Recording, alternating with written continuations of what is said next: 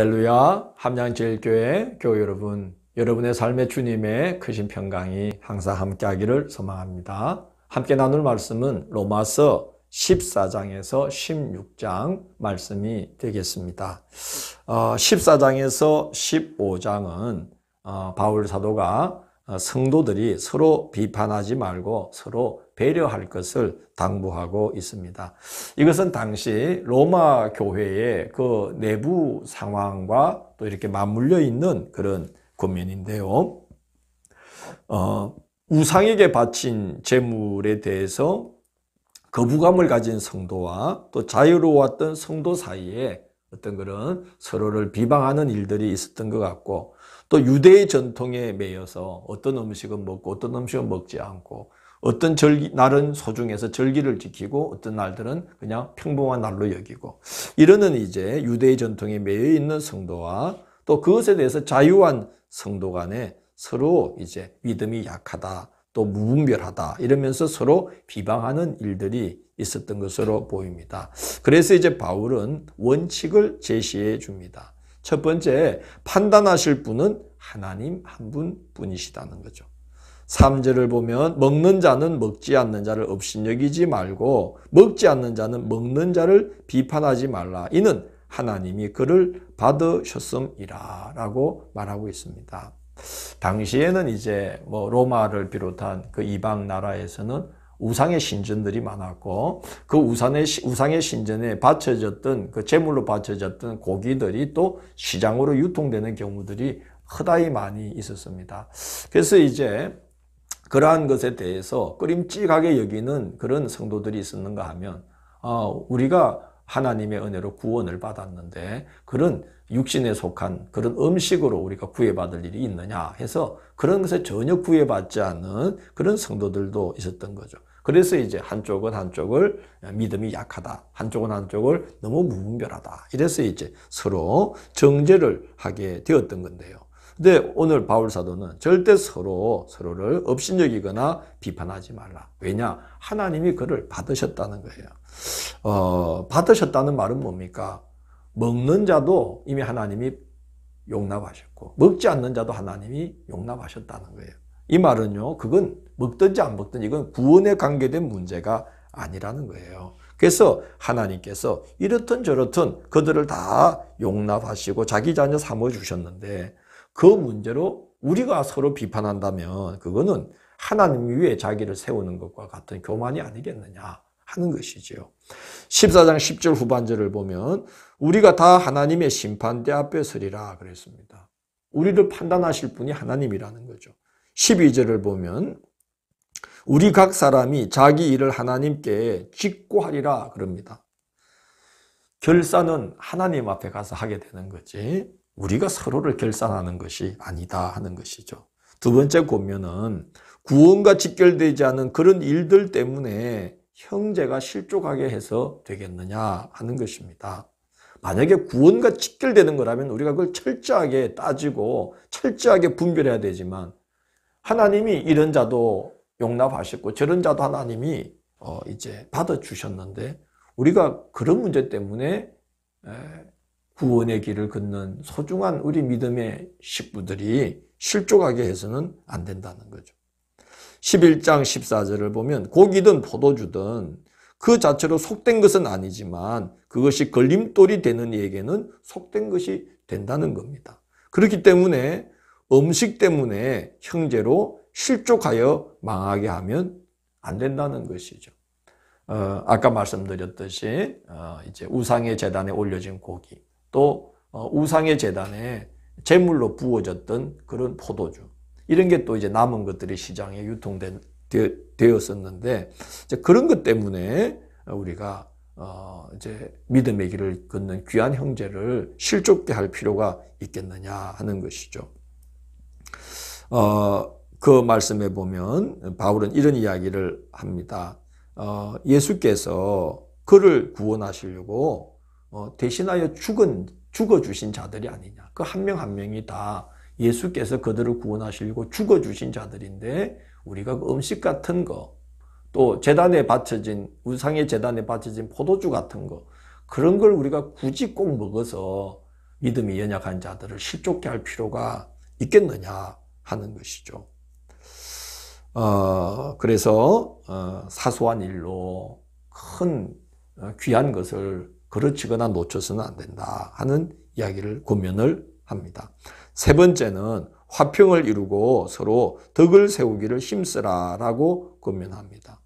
15장 1절 보면 믿음이 강한 우리는 마땅히 믿음이 약한 자의 약점을 담당하고 자기를 기쁘게 하지 아니할 것이라 그렇게 말합니다. 자기 생각만 하지 말고 덕을 세우라는 거죠. 그래서 믿음이 약한 자의 상황을 헤아려 주라 그렇게 이야기합니다. 15장 7절 보면 그러므로 그리스도께서 우리를 받아 하나님께 영광을 돌리심과 같이 너희도 서로 받으라 그렇게 이야기합니다. 서로 들이받으라는 뜻이 아니고요. 서로 용납하라 하는 거죠. 왜냐? 우리 주님이 그리스도께서 우리 같은 죄인을 받아주셨어요. 그래서 하나님께 영광을 돌렸어요. 하나님의 영광이 그래서 드러났어요. 그렇다면 우리가 서로를 받아주는 것은 당연하지 않겠느냐.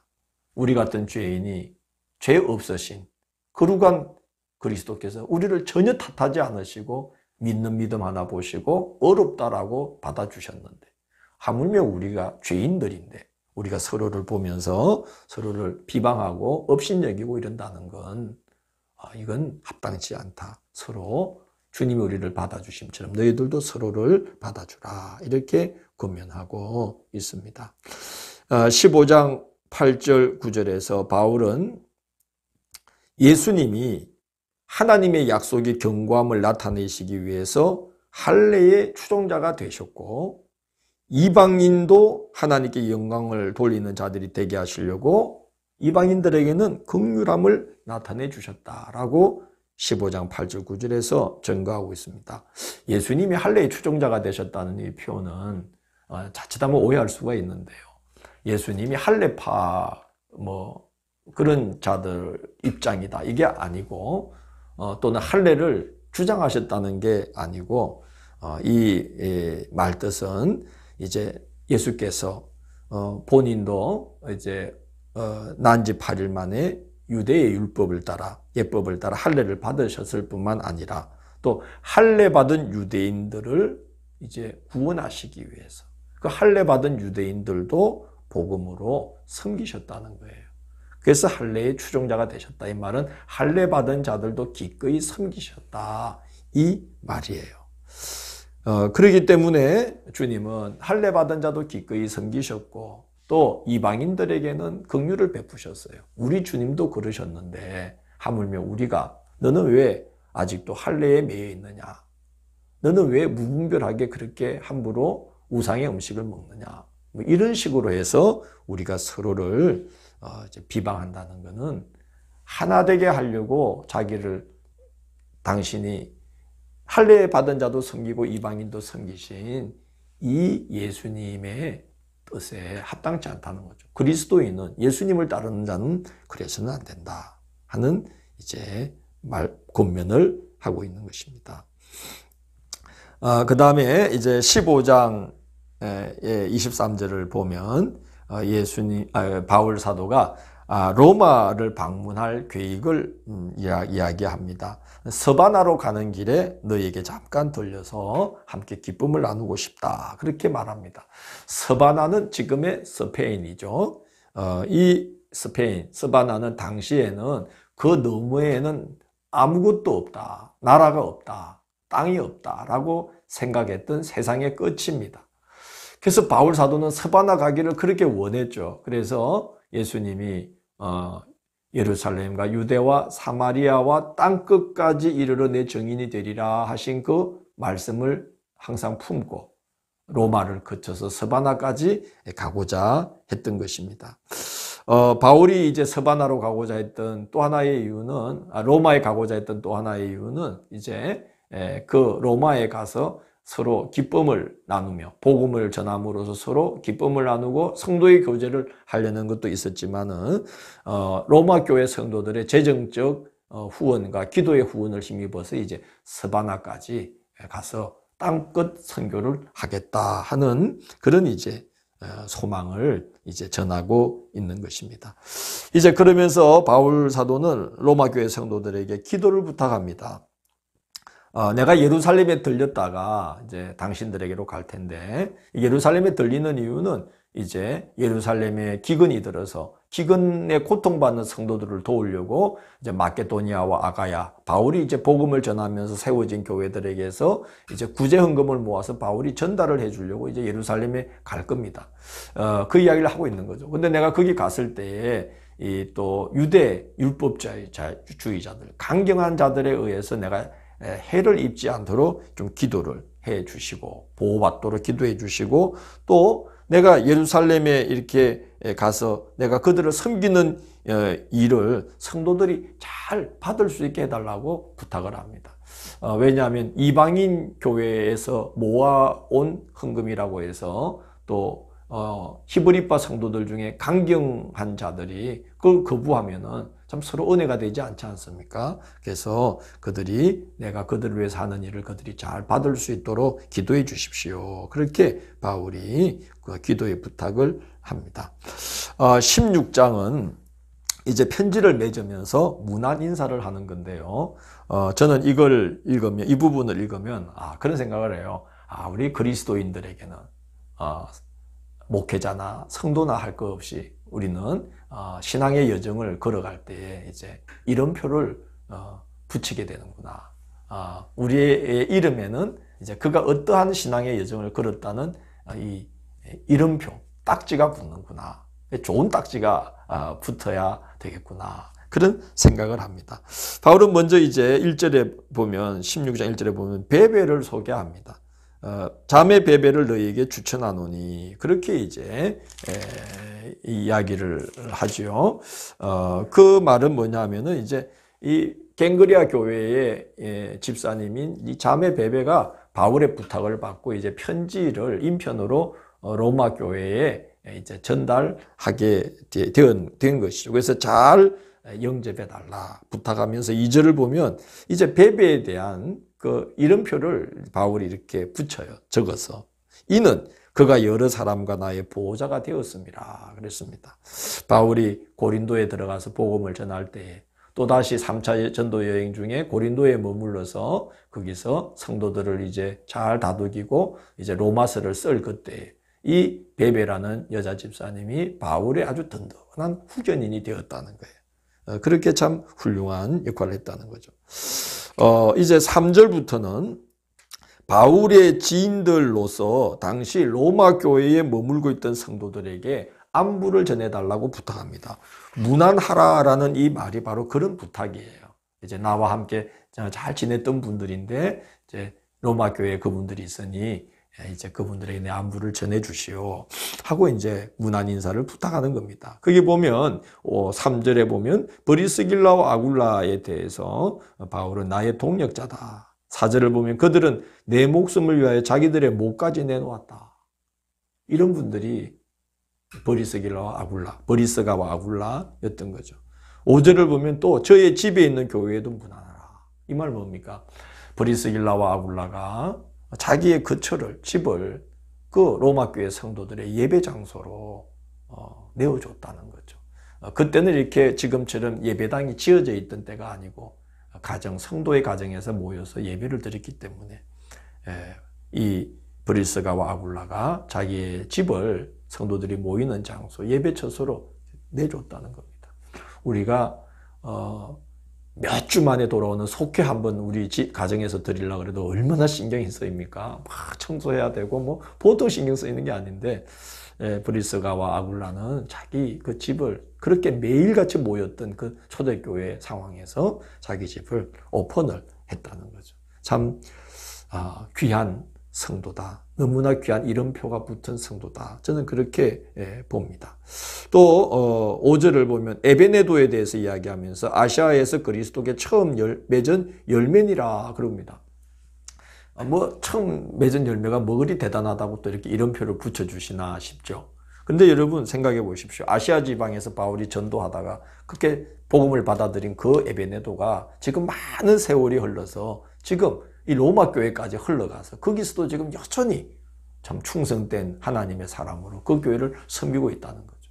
얼마나 귀한 일이겠습니까? 변함없는 모습으로 교회를 섬기고 있는 사람입니다 하고 칭찬하고 있는 겁니다. 6절을 보면 마리아에게는 너희를 위하여 많이 수고했다고 칭찬을 하고요. 7절을 보면 안드로니고와 유니아에게는 나와 함께 갇혔던 자들이라고 표현합니다. 바울과 함께 복음을 전하다가 바울과 함께 옥살이도 같이 했다는 거죠. 그들은 사도들에게 존중이 여겨지고 그럽니다. 그러니까 이 안드로니고와 유니아는 사도들에게 힘과 위로가 되었던 사람이죠. 우리 목회자들은 그렇습니다. 이렇게 교우들 중에 열심히 신앙생활을 잘하고 어려운 때에도 믿음을 지키는 분들을 보면 정말 마음에 귀한 마음이 들어서 존중하는 마음이 생겨요. 바로 이 안드로니고와 유니아가 사도들에게 그렇게 존중이 여김받던 훌륭한 신앙인이다 하는 것이죠. 13절을 보면 주 안에서 택하심을 입은 루포와 그의 어머니에게 문하라. 그의 어머니는 내 어머니라 그럽니다. 이게 참 놀라운 구절이죠. 구레네 사람 시몬이 그 예루살렘에서 예수님 십자가의 길을 걸어가실 때 대신 잠깐 십자가를 대신 짊어지고 주님의 곁에 동행을 하게 됐는데 이 사건이 그의 온 집안을 그리스도인이 되게 했던 거예요. 그래서 이 알렉산더와 루포 두 아들가 초대교회에 잘 알려진 훌륭한 교회 지도자들인데 그래서 13절 보면 주 안에서 택하심을 입은 루포다. 함께 동역자가 됐다는 거고요.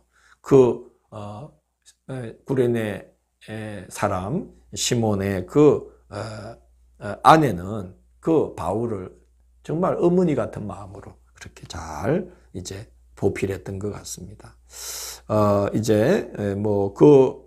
여기 오늘 보면 여러 이름들이 다 나오는데 이 거명된 이름 모두가 다 얼마나 귀한 하나님의 사람들인지 모릅니다. 성도는 이렇게 신앙생활의 횟수가 흘러가면서요, 살아온 신앙의 여정에 합당한 이름표를 이렇게 붙이게 되는 거예요. 그래서 우리가 이 신앙생활, 참 하루하루 신앙의 세월이 가고 있는 거, 그냥 아무 생각 없이 흘러가면 안 되고, 나는 어떤 모습으로 내 이름에 그 신앙의 여정들이 잘 기록되고 있는가, 이거를 살필 필요가 있겠죠. 바울 사도는 또 교회에 복음을 훼손시킬 자들이 앞으로 등장하게 될 것을 염려하고 있습니다. 할례파나 율법주의자나 또 복음을 이익의 수단으로 삼는 이단자들의 등장이 당시 초대교회를 내적으로 위협하는 큰 위험의 요소가 되었던 것이 사실입니다. 그래서 바울은 그러한 자들을 잘 살피고 분별하여서 그들을 떠나라, 그들을 멀리하라 라고 권고합니다. 그리고 16장 19절을 보면 너희가 선한데 지혜롭고 악한데 미련하기를 원하노라, 그렇게 이야기합니다. 왜냐하면 20절을 보면 평강의 하나님께서 사탄의 괴계를 완전히 밟아서 승리하실 날이 멀지 않다는 거죠. 그래서 끝까지 이 믿음의 선한 길을 경주해서 주님 앞에 상급받는 자리에 서야만 된다는 것이죠. 그래서 선한 일에는 지혜를 다 짜내서 그러한 일을 도모하고, 악한 데는 미련하라, 악한 일은 그냥 쳐다도 보지 말아라, 거기에 대해서는 바보처럼 그냥 살아라, 모르는 것처럼 살아라, 그렇게 권면을 하고 있습니다.